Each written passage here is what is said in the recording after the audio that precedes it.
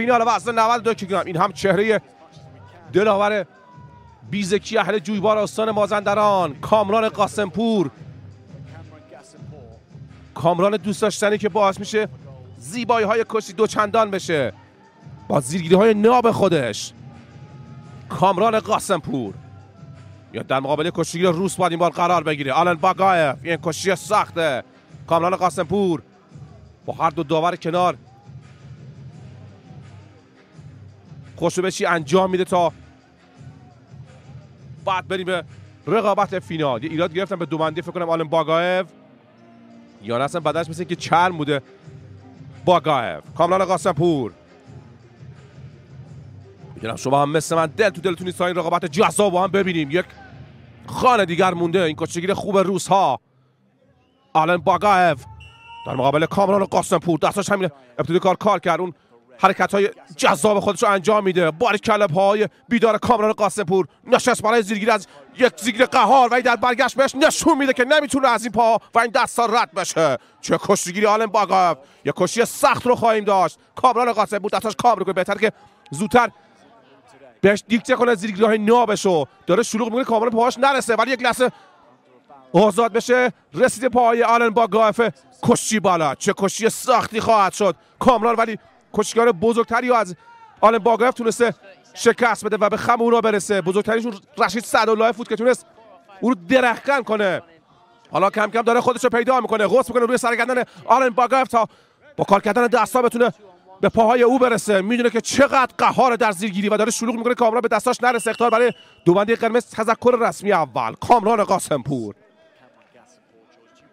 ترس رو میشه احساس کرد در رخسار آلن باگایف و دلاور جویباری ما باید او رو هم مغلوب زیرگیری های ناب خودش بکنه. حالا یکم فاصله گرفت. شاید اون چپ و راست ها به همین شکل بشینه و زیرگیری کنه و از پای چپ و راست همه جا میتونه زیرگیری کنه. مشت دست رو گرفت. دستاش کار میکنه روی سرگردن آلن باگایف. حساس و نفسی که دقیقه و 10 ثانیه از کشتی سپری کردیم. میزنه زیر کتفن باگایفی که نمیخواد زیر بده و ترجیح میده پاش از شک خارج بشه. باریکلا پسر. یک بر صفر نفع کامران قاسمپور. ولی ما دلمون تنگ شده برای زیرگیری های نابش. با سرعت بالا از هر خمی که بخواد زیر میگیره. کسی نتونسته از دستای کامران فرار کنه. رفت برای کولنداز اما کامران رو جریمه میکنم. خاک. نه امتیاز در بر نداشت. این صحنه رو داوران امتیاز ندادن. فینال وزن 92 کیلوگرم. 1 دقیقه و 30 ثانیه از کشتی سپری شد. اخطار هم میتونن به کشتیگیر روس بدن. بهتره که زیرگیری ها شروع کنه و اجازه نده که نبض کشتی در اختیار این کشتیگیر خوب روس ها قرار بگیره. دستاش کار میکنه. باز هم روی سرگردن آلن باگایف قوس میکنه با دستای قدرتمند خودش و قصد داره با قوس کردن به پاهای حریف برسه.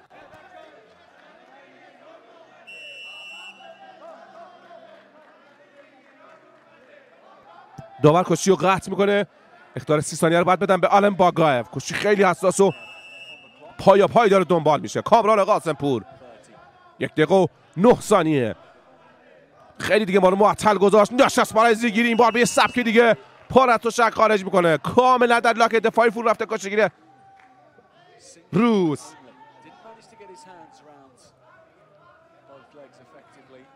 حالا نتیجه کشتی 2 بر 0 میشه. یه 20 ثانیه دیگه هم سپری بشه.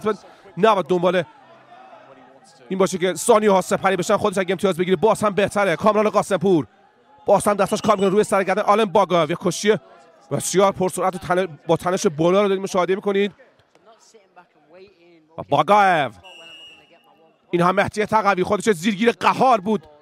مهدی تقوی چپگارد خوش تکنیک. اما کامران قاسمپور حالا به جرئت میشه گفت بهترین زیرگیر حال حاضر دنیاست. کامران قاسمپور دستاش کار میکنه روی سرگردن حریف.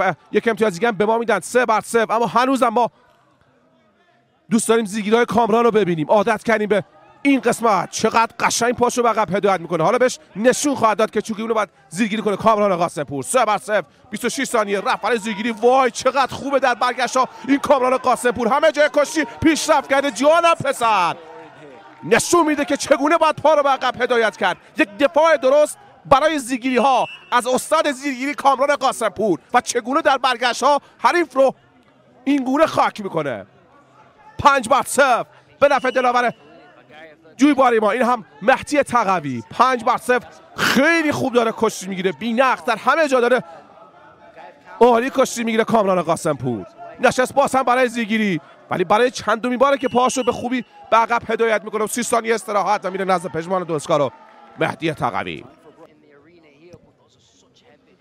مثل که خوب تر خوش نکرده بود کامران و بعد دوباره برگرده و حالا دیگه داور خیلی حساسه روی این موضوع. اول کشتی هم هست تذکر به کشتیگیر روس داد، اما وقت دوم 1 دقیقه تماشایی.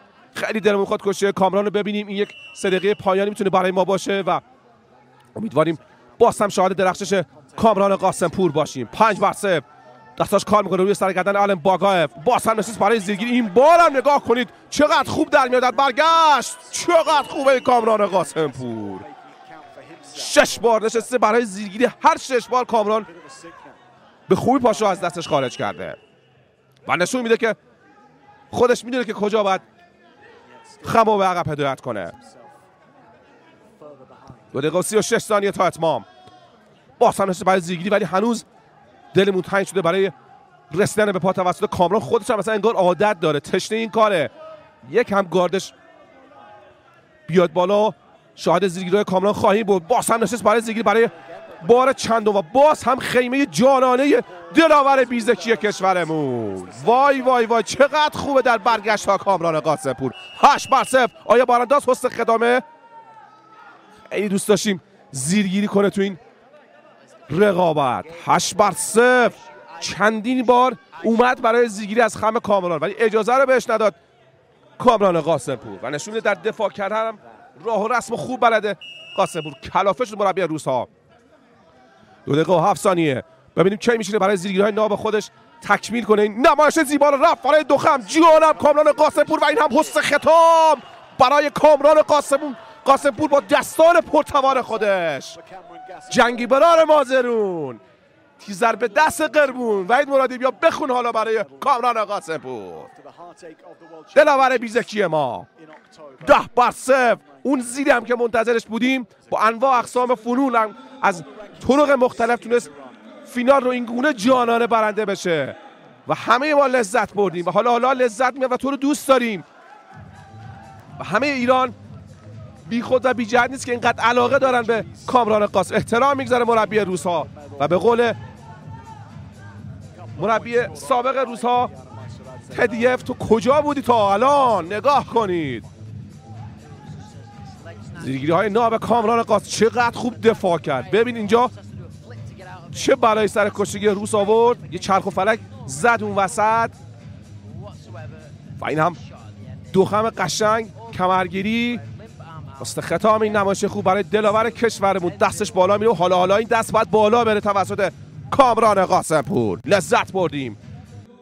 خوش اخلاق کشورمون کامران قاسمپوری که شاید اگر تصمیمات بهتری در گذشته گرفته میشد حالا باید روی سکوی المپیک. امیدواریم این صحنه رو در روی المپیک ببینیم، یعنی کامران روی سکوی اول المپیک قرار بگیره، چرا که واقعا شایسته کسب مدال طلای المپیک است کامران قاسمپور و او برازندش فقط یک مدال طلای المپیک در رقابت‌های آتی، همونی که هم شما میدونید و هم من میدونم و همگان که لیاقتش هست. کامران قاسمپور با این قاب زیبا از دلاور دوست داشتنی کشورمون که با زیرگیری‌های ناب خودش همگان رو به وجه میاره، لذت میبریم و بی جهت نیست که همه اینقدر دوستش دارن، چون واقعا تماشایی کشتی میگیره. کامران قاسمپور